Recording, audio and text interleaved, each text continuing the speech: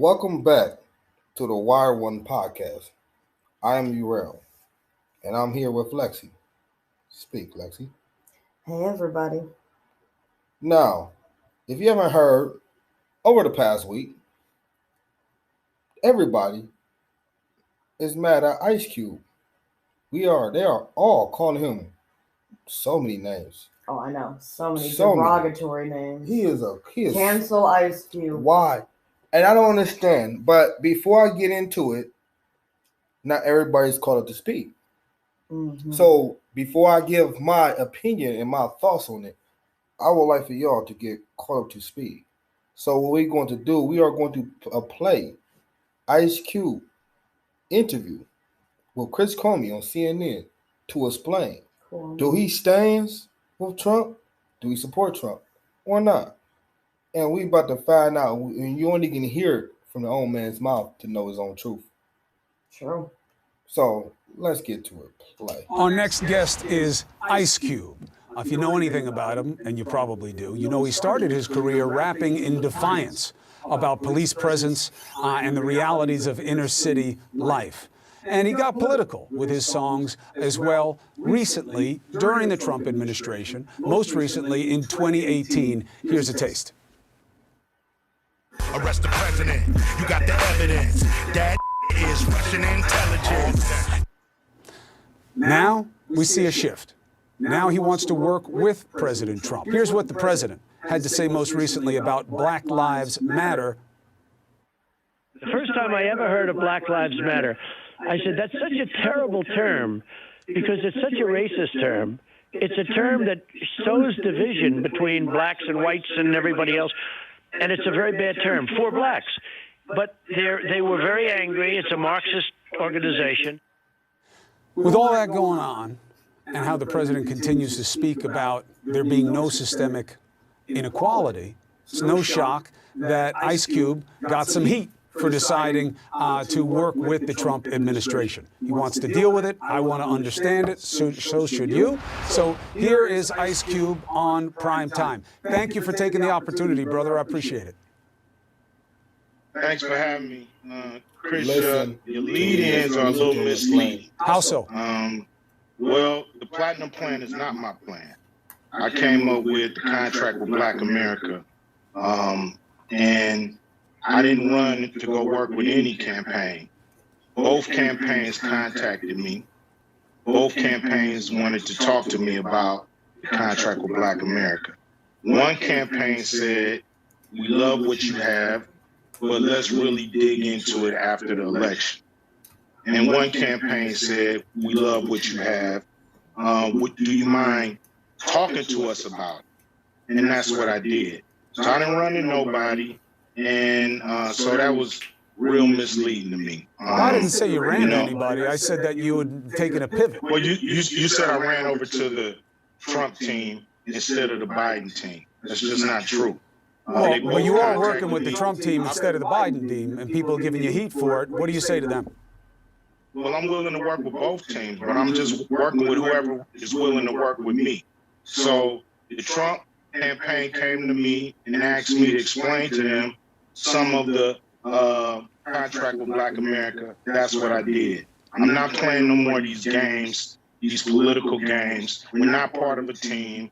We have very broad problems, especially the wealth gap in this country when it comes to Black Americans. So I'm going to whoever's in power, and I'm going to speak to them about our problems specifically. I'm not going there talking about minorities. I'm not going there talking about people of color or diversity or none of that stuff. I'm going there for Black Americans, the ones who are the descendants of slaves. And that's what I'm going to talk to anybody who's in power with that. So if anybody got a problem with that, it seems like a personal problem. Well, here's the problem, and it is very personal, as you know, for a lot of people of color, because they'll say, well, why would you pick Trump when he says there's no such thing as systemic inequality?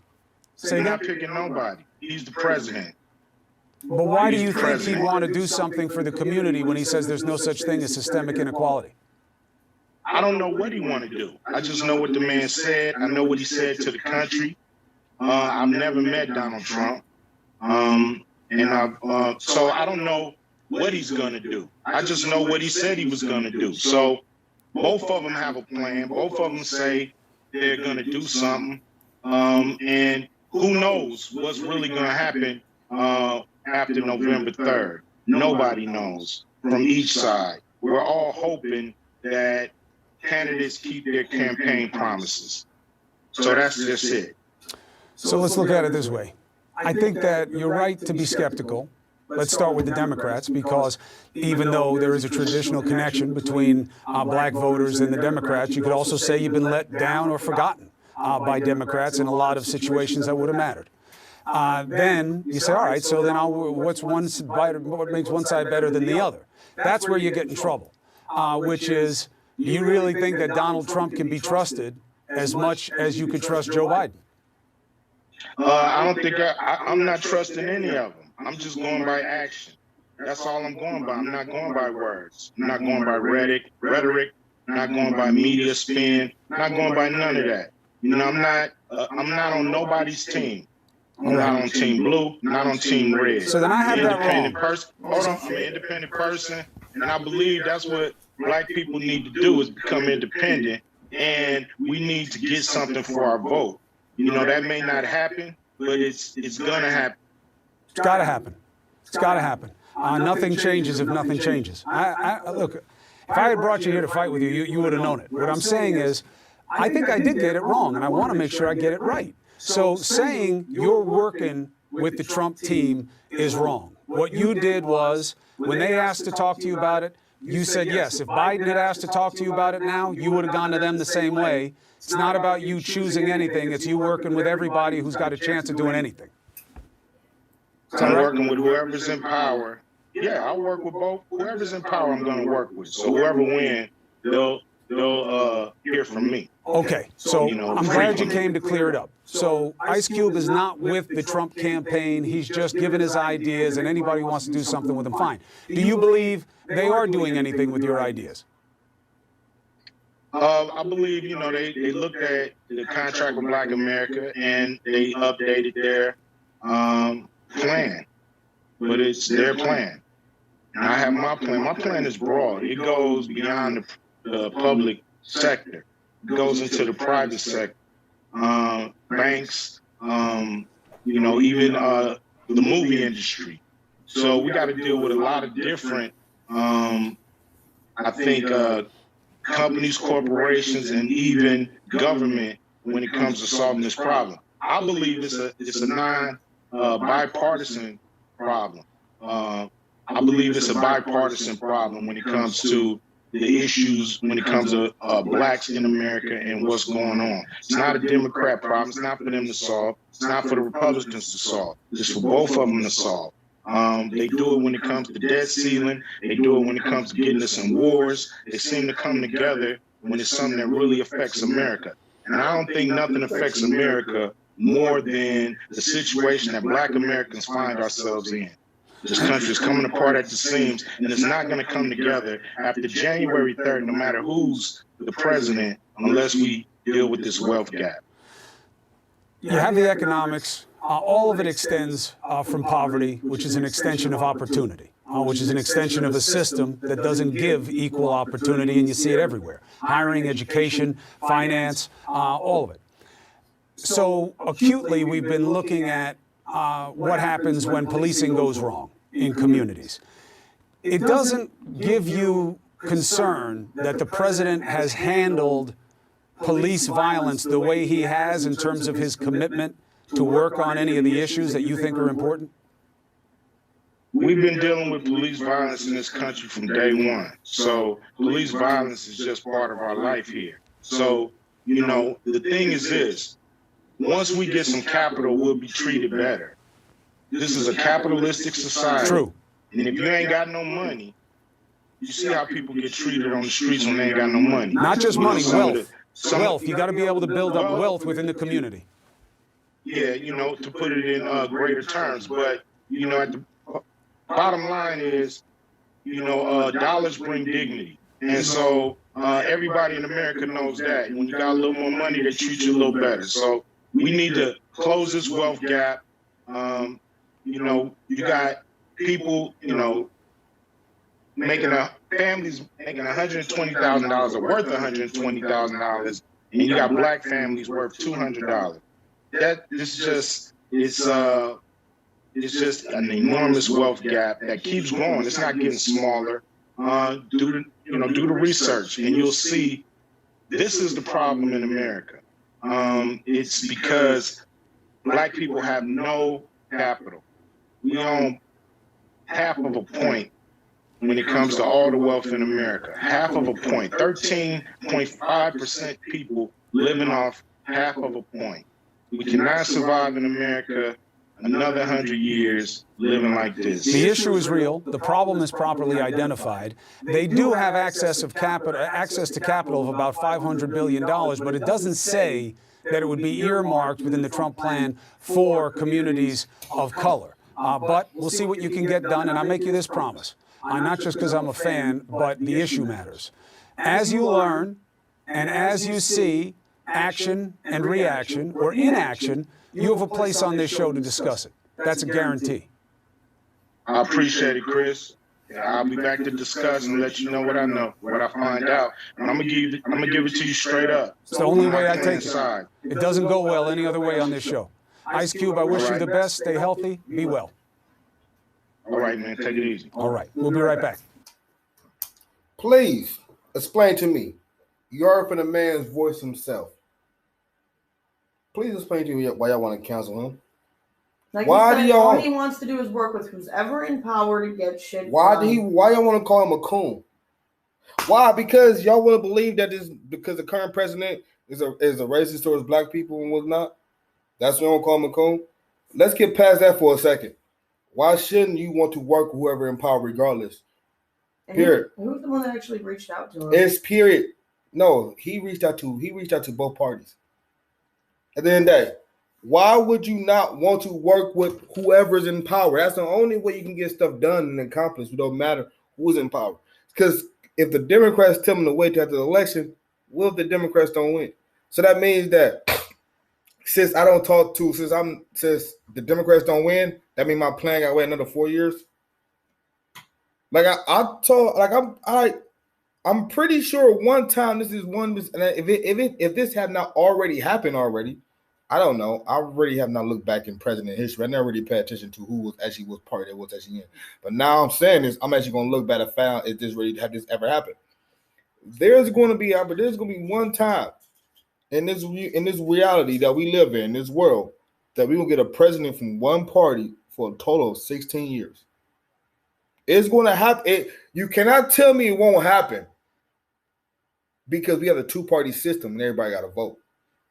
So there's no reason why you can have two Republicans be president for a total of 16 years, vice versa for a Democrat. But what he's saying, he's speaking the truth though. Black people really need to think individually. Stop thinking as a whole.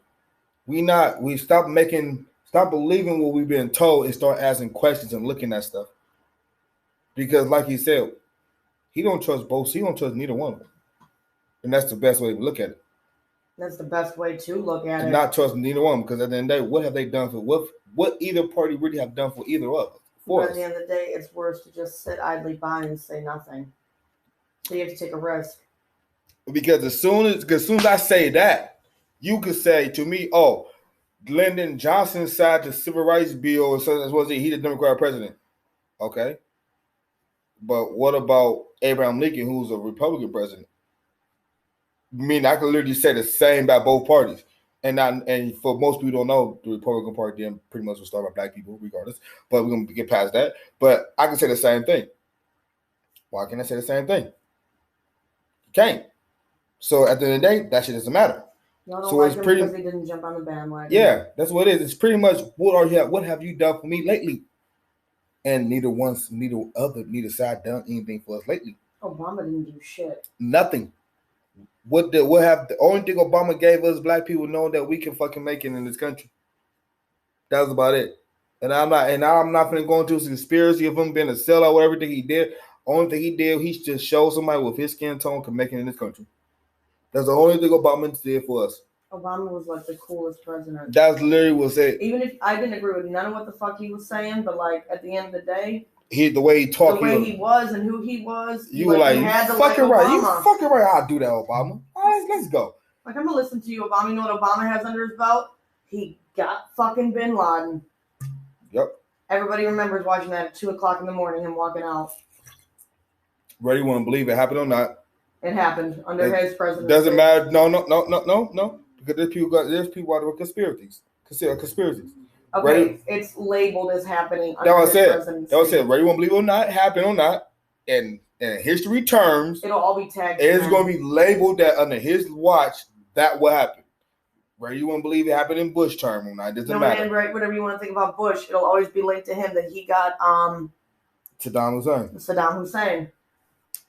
Pretty much. But back to Ice Cube. And then, if you haven't heard, Don Lemon came on right after this and pretty much laughed at Ice Cube and told me to be educated. And then a lot of black people told him the same thing. He's not educated. Why we this is D.L. Hughley. Why we listen to rappers and stuff talking about stuff like that? You did for real? D.L. What did you say the same thing about Cardi B talking to Joe Biden? I've lost so much respect for so many members of the media. I will say this on a side note. The way Chris and Ice Cube conducted themselves, but that's the professional manner. People that are having a disagreement handle something. They both shut up when each other was speaking. And it ended on an agreement. Like, and he even said, well, I was wrong. Yeah. When does the fact that you heard someone on the media say, well, I was wrong? No, they try to fight like Don fucking Lemon. No, I'm going to give you an example. Chris Cuomo, whoever his name is, fought to get this interview to happen. Because it was supposed to happen, it got canceled. Rumor is Don Lemon got it, try to get it canceled. No. He said no. He said no, we're going to have this interview. Whether or not you want to hear the truth, because that's what you don't want to hear, Don. No, because he laughed at him. You want to silence this man. That's not what the media was about. That's why it's so great. He's going to say, I talked to Oprah. Like, Oprah Oprah's calling you personally, Don. No, it doesn't matter if she did. Oprah speak for me. Do that bro even know my name? She probably don't. So how can she even speak for me? How can any of y'all speak for me? Do any of y'all even know me? You can't. Don, do you like being a black man trying to oppress another black man's voice? Because that's all you're doing. Seriously. That's exactly what you were trying to do. But back to what I was talking about D.L. Hughley. He's going to say that we need a list of people who's qualified to talk about politics, right? Last time I checked, D.L., you are a comedian. Last time I checked, you did not go to college. Last time I checked, you do not have a communication degree. Last time I checked, you didn't have a broadcasting degree. So why the fuck are you doing podcasting then? I have that. Do you? Why anybody listen to you then? Why should we listen to you? You ain't spending time in school to get a degree. So why should Ice Cube shut up? Oh, y'all was mad when Lauren Ingham told LeBron to shut up and dribble. But you want to tell Ice Cube to shut up and rap then? I mean, I'm sorry, Don. That's what I'm saying. White ass Don Lemon. You're not going to tell motherfucking Ice Cube to get educated about shit to do with the motherfucking black community. And I've been looking for this for 3 days. Because Ice Cube said, I'm going to see you on your show at 10 o'clock if you got the balls to have me on there on Monday. He's on Monday's show. Was he there? It's Tuesday. And he still have not been on. He still not bring him on that show yet. Because he's a pussy. Yep, because he called him on this bullshit. Think about it, people. You scared Ice Cube? I'm not telling y'all who to vote for at all. Do your research. I'm just saying, know what you're doing. Period. Do not fall for the okie doke. We need to abolish the two-party system. Do not fall for the okie doke. 50 Cent, as of right now, ain't falling for the okie doke. He ain't falling for the okie doke because he saw what Joe Biden wanted to do with his money. But at the end of the day, I still ask you, before you vote, make sure you know what you're doing. Don't vote blindly. At all. Know every single thing. Know every single thing if you're going to go vote. Don't just vote because somebody on TV told you to vote for that person. Know what you actually voting for, because you'll be surprised what candidate might actually fit your bill more. I'm just saying. I'm Urel, and this has been the Wire One Podcast. Peace. Peace.